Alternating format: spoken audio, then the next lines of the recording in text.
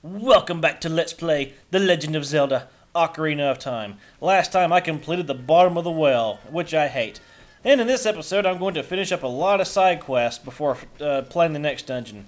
And I also have a guest commentator for this episode, so say hello, MineThatSword. Hello, MineThatSword. Good job. MineThatSword used to be, or he was formerly known as, Nintendo Ponzify. That is correct. So what made you want to change to MineThatSword? Mainly, I realized a lot of dead subscribers on Nintendo Ponzify channel, and I wasn't really enjoying the games I was playing, and I just kind of needed a refresh. Okay. Well, that makes sense. I think I must have a lot of dead subscribers, too, because I don't really get that many video views, normally. It's like my most viewed videos are the random things I upload, not my Let's Plays. Brawl Shenanigans. What a good video. That was a good video. I was with a group of friends, and I guess newly acquired friends. These are people I had also just met, but also a few people that I had, excuse me, I haven't seen since high school. But I got with them. We were doing a brawl tournament.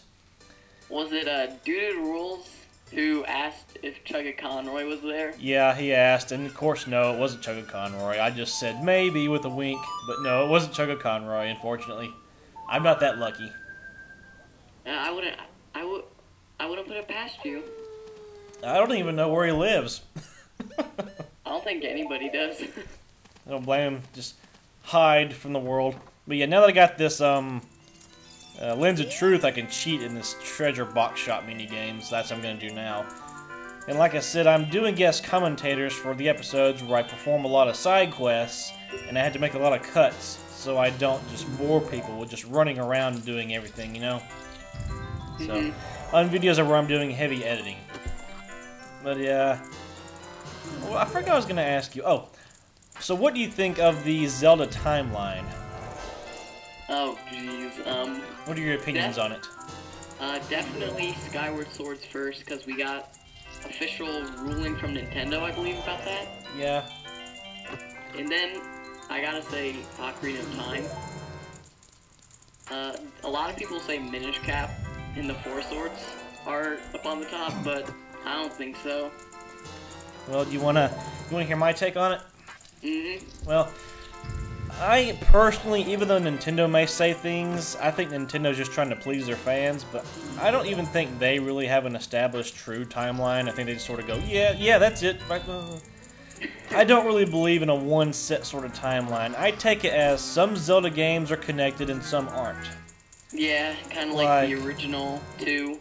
Like I would say, Skyward Sword, I take it as an origin story, a loose origin story to Ocarina of Time. It's not tightly bound. That I can tell. I agree completely. It's just a loose origin story, it's fine. Of course, then you got Ocarina of Time, and after Ocarina of Time, obviously, comes Majora's Mask, because those two are tightly connected. And then you get the interesting sort of split timeline theory, which has to do with the Master Sword, but I don't really believe in the split timeline Master Sword thing, because it just becomes too confusing. Like, they say Twilight Princess occurs in the Child Link timeline, and Wind Waker occurs in the Adult Link timeline. But it doesn't seem to make much sense, because I think the events of Majora's Mask are mentioned in Wind Waker, and it wouldn't make sense if Wind Waker, goes with the adult timeline. Yeah, I haven't looked deeply into it. I do kind of like the idea of a split timeline, just because it works. Yeah, I agree with the split timeline, but I disregard it being because of the Master Sword. I just take it as there are two realities out there. In one reality, well, obviously Ocarina of Time, Majora's Mask happened regardless, but just in one reality, Twilight Princess happens. In the other reality, Wind Waker happens, followed by Phantom Hourglass and Spirit Tracks. I just make it simple like that. That's the way I can understand it. A lot of people also put the original two Zelda games at the very end of the child timeline. Yeah, I don't even do that. I say that's a separate thing altogether. I say the two NES Zeldas are connected, but they stand alone. Yeah, because they were made just so long ago that there wouldn't have been any plans for these. Yeah, I know. It's like they didn't plan all this, so come on. And I think A Link to the Past and Link's Awakening are connected, but they stand alone outside. And I would say the Minish Cap and the Four Swords games are all loosely connected, but they also stand alone in a different sort of timeline, a different world. Yeah. But I think that covers most every Zelda game that I can think of. That's just how I take the whole Zelda timeline. Some games are obviously connected, like I said, and some games aren't connected at all. But Nintendo will try to make you think that, oh yeah, they're supposed to be connected, but no. I think they just sort of play into the crowd. And then there's the people out there who just disconnect the connected games. Yeah, I know. Everybody has their own different opinions on this. I'm just saying how it makes sense to me, so whatever. I mean, if you want to believe in one big timeline, fine, you can. I don't care. Yeah, have you ever heard of the theory that Link's Awakening happened after Phantom Hourglass?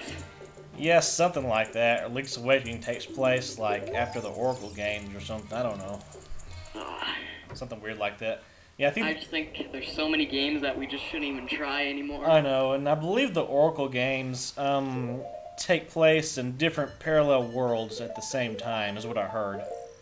Yeah, and don't they mention each other? I don't remember. I actually didn't care much for the Oracle games, to be honest. I never really played them. Yeah. I'm not a really big fan of the Game Boy Zeldas. I loved the Minish Cap, but I just didn't like the Oracle games for some reason. Minish Cap was a good one. Yeah. And as you saw, I just emptied my bottles because I'm going on the ghost hunt. I'm doing this pose side quest where I hunt the big pose. And let me tell you, this has been my favorite game for 14 years, yet I have yet to master the art of Poe hunting. I am terrible at this. I'm a terrible shot normally. See? The funny thing is, I'm older than this game by 2 months.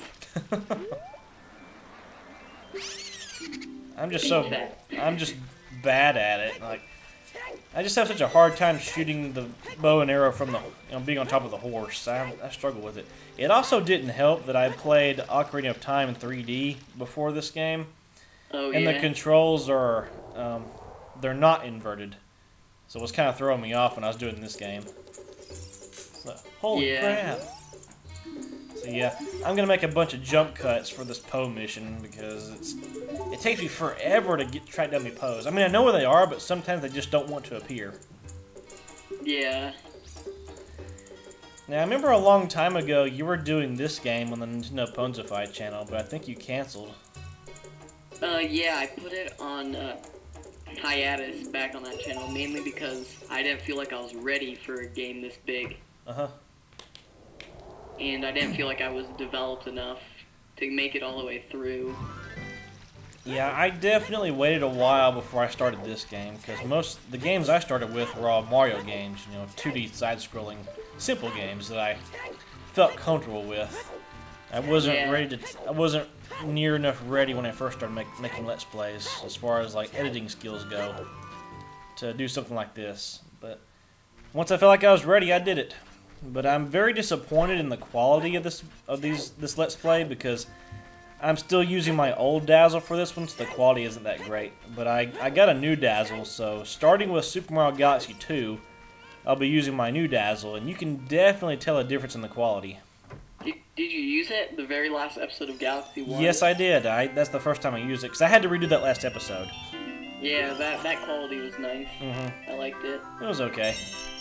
Yeah, and now I'm going to play the mini game with the rupees so I can get a bigger quiver and hold more arrows.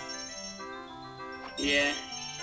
Of course, the controls are a little jumpy because it's sort of weird. I'm playing a Nintendo 64 game on a GameCube disc on the Wii. Can you imagine that? It's like Nintendoception. Exactly. I was going to say Gameception or something, but yeah. I'm playing the Zelda Collection, which is a GameCube disc that has the 2 NES Zeldas and it has the 2 Nintendo 64 Zeldas, as well as a 20-minute demo of Wind Waker. I think I have that upstairs, actually. Yeah, and I'm playing this on the Wii. And this is the most frustrating Poe to get. I hate getting this one. Sometimes it goes in the middle of the water and I can't get him, but I think I managed to get him. This time around. That's the hatefulest Poe. I swear I struggle with that one. Every single time I play this game, I always struggle with that one. It's like, ugh, no, no, don't disappear. After a while, disappear. Like, no. But I got him. Oh, yeah. Then I just keep cutting to where the other Poes are. This is a longer side quest, I would say.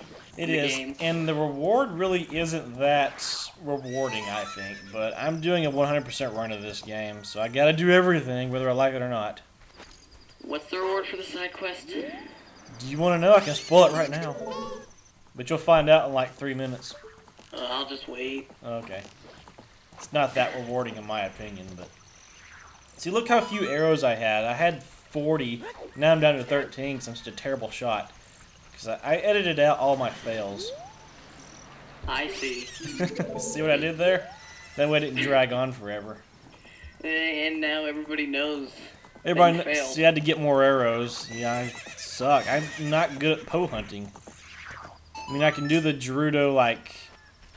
the archery practice, I'm okay at. But I'm just not good at Poe hunting. And since you mentioned the Gerudo stuff, that's the Gerudo Valley song is my favorite song in this game. What about you? Let's see, my favorite song in this game. I might say my favorite piece of music is very brief. It's actually when you initially open the Door of Time, and that's that little music clip that plays, like a more dramatic version of the Temple of Time. I love that piece of music. That's probably my favorite piece of music in this game. Of course, I also just like the Song of Time in general. Since we're on the topic of music, do you agree that Zelda has one of the best music of any game series? Well, yeah, I think so. I love Zelda music. And it just helps with the experience. See, I just love games that have such great music behind them. I mean, I love...